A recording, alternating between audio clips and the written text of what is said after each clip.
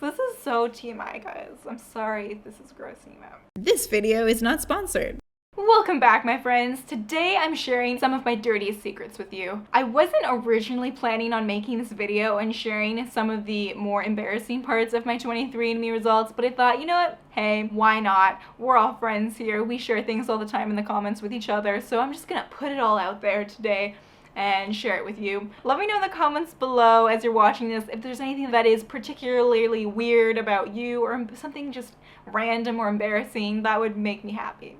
But if not, that's okay. Or while watching the video, if there's something that we have in common and that we can relate to each other, that would be cool too. If you haven't already seen the video where I talk about what my parents say about my ethnicity, the video that I filmed before my 23andMe results, you can head over here. I suggest watching that one first because I feel like it's kind of interesting to see what my parents think about where we're from and compare that to like the scientific DNA data.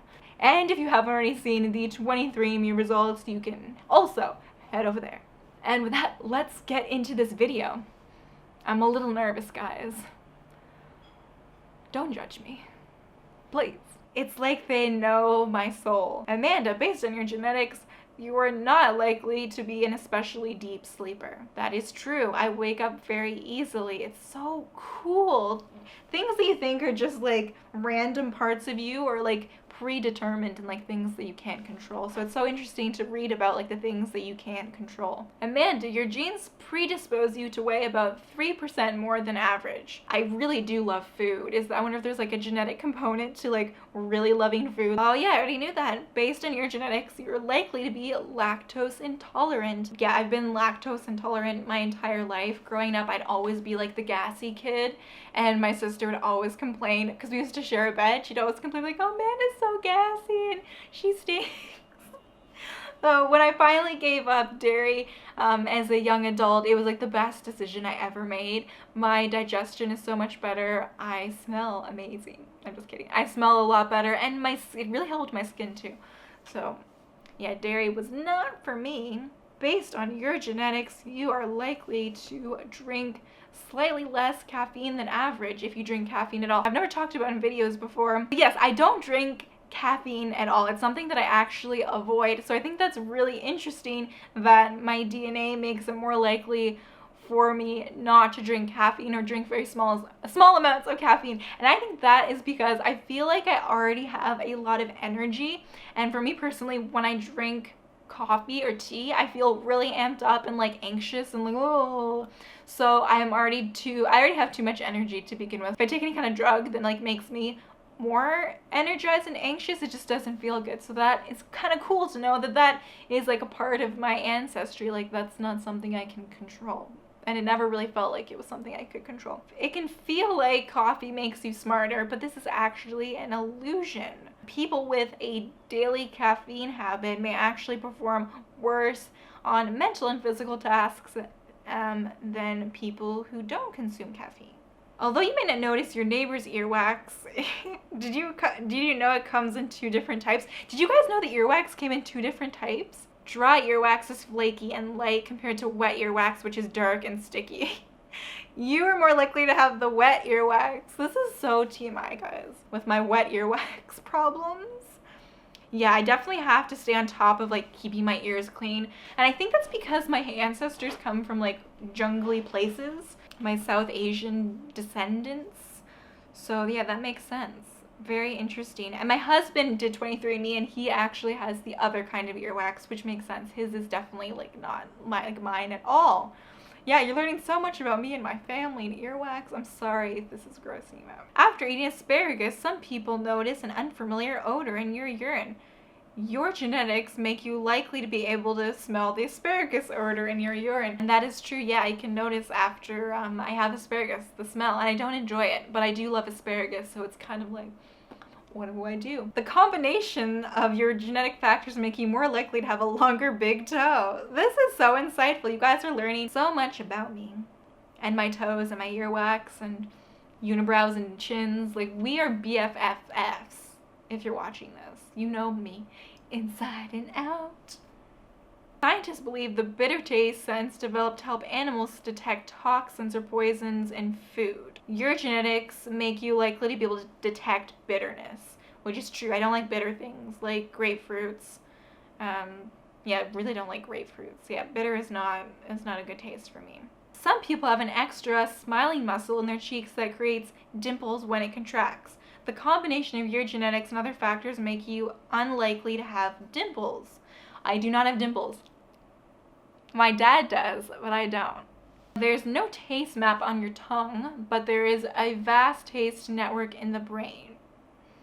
Genetics may influence how your brain judges and responds to tastes. So based on my genetics, I am more likely to prefer salty or savory snacks. This is true. My dad also prefers like saltier, more savory, like fatty things. It's probably like my favorite kinds of foods. So yeah, that's why in my what I eat days you'll see a lot of like nuts and like fatty things like coconut and yeah. You're likely to move more than average during sleep. Really? I should ask Alex about that one if I move a lot in my sleep. I didn't think that I did, but on average, people move about 13 times an hour. That's kind of a lot. Oh wow, this one's kind of cool. Makes me feel powerful. Amanda, your genetic muscle composition is common in elite power athletes. So that's cool. Studies have found that almost all elite power athletes, including sprinters, throwers, and jumpers, have a specific genetic variant in a gene related to muscle composition. You have the same genetic variant as these elite athletes.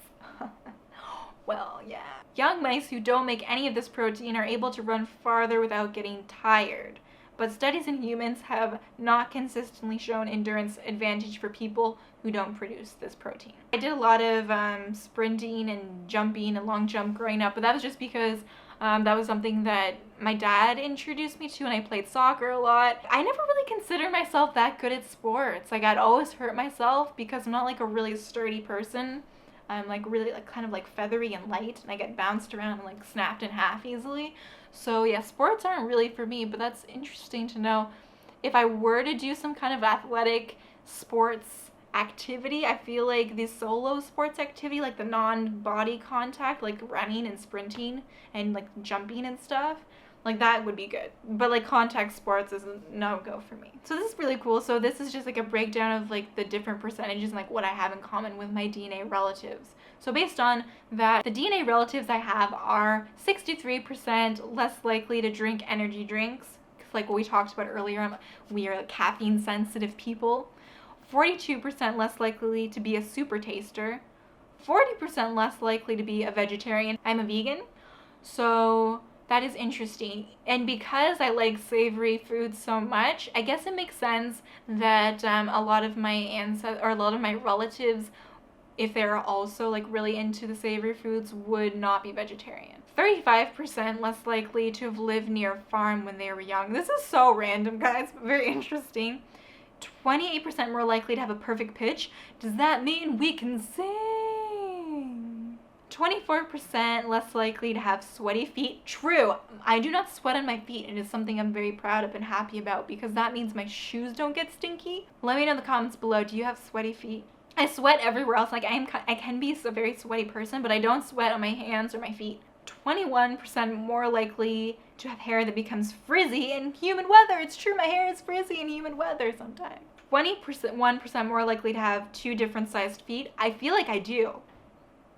I thought that was just me, but apparently my relatives experience this as well. 90% less likely to be able to do the forward splits.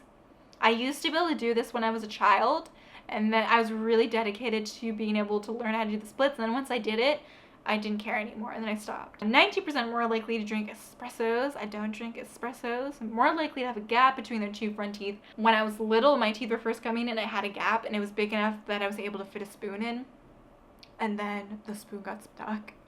So now I have kind of like a fear of like metal in my teeth a little bit. I eat with spoons and forks, obviously, that are metal, but like if the metal like scrapes against my teeth, it's very, scares me. 14% more likely to drink tea. I wonder if that's because of all of my British relatives, their tea. 13% more likely to have a foreign language as an adult. Less likely to have red body or facial hair. I definitely don't have any red facial hairs that I know of. and 32% less likely make New Year's resolutions. So random, I love it. I hope you enjoyed this video and got to learn a little bit more about me on a more personal level. I feel like we're best friends now because you know about my earwax problems, and nobody really knows about that except for close loved ones and my gas problems. So basically, we're family now, so you should subscribe if you haven't already because you're part of the family now. And you can also hit the notification bell to get notified when I make new videos and be the first to see the videos before anyone else because that's fun. It's fun being first. Alright, I love you so much and I will see you in the next video. Mwah.